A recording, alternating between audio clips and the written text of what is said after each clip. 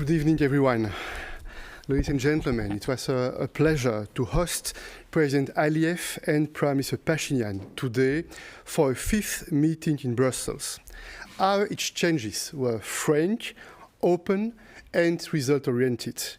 They focused on progress on the path towards Armenia-Azerbaijan normalization, and the leaders shared a common willingness for a South Caucasus at peace.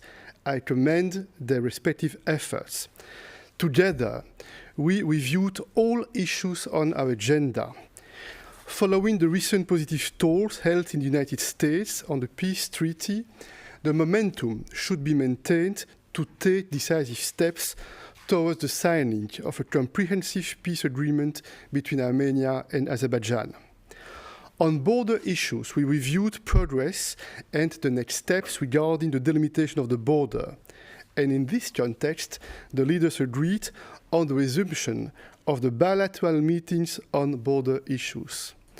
The leaders confirmed their unequivocal commitment to the 1991 Almaty Declaration and the respective territorial integrity of Armenia, 29,800 square kilometers, and Azerbaijan, 89,600 square kilometers.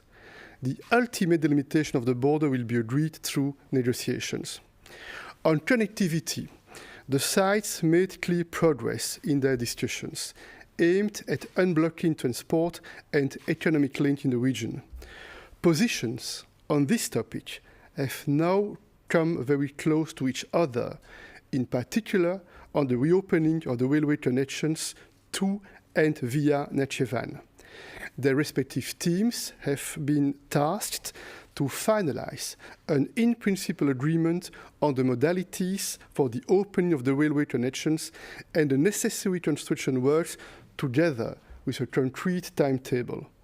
They also agreed to draw upon the support of the World Customs Organization in supporting this work.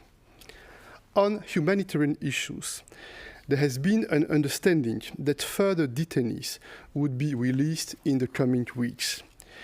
I also stressed the need to safeguard the mutual understanding that soldiers who have simply got lost and crossed to the other side would continue to be released through a speedy procedure.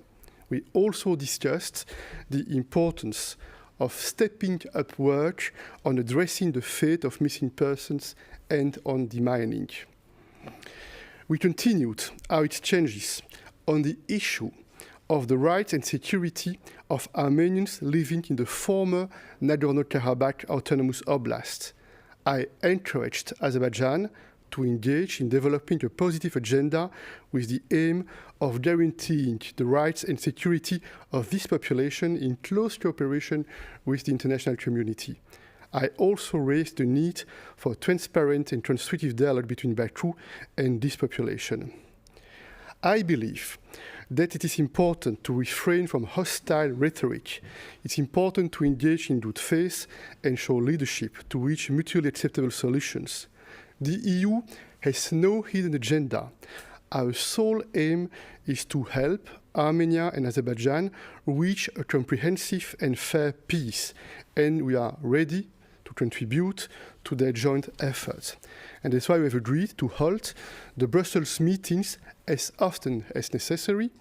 Leaders will meet again in Brussels in July, and as was already announced publicly, we'll also meet again in the very near future, together with President Macron of France and Chancellor Scholz of Germany, on the margins of the second European Political Community Summit in Chisinau, and I also intend to invite the leaders for another such meeting in the margins of the third EPC Summit in Grenada in October. I thank you.